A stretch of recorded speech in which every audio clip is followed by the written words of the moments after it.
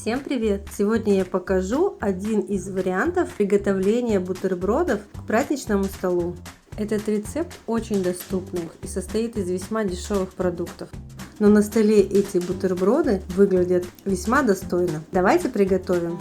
Для этого мы в блендер вначале нарезаем плавленый сырок дружба, чеснок, также нарезаем соленый огурец,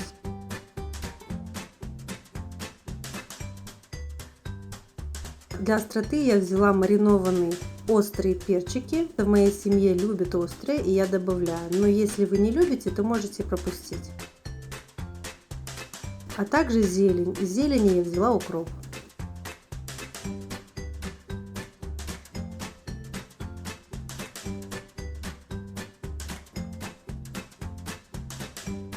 Измельчаем все в блендере, чтобы получилась пастообразная масса. Для бутербродов я использовала черный хлеб.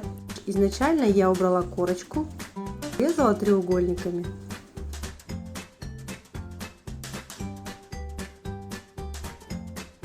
Намазываем на каждый кусочек нашу пасту. И сверху я выкладываю 2 килечки. Также можно использовать шпроты в масле.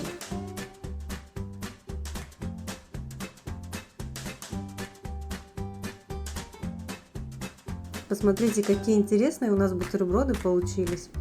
Предлагаю приготовить их на новогодний стол.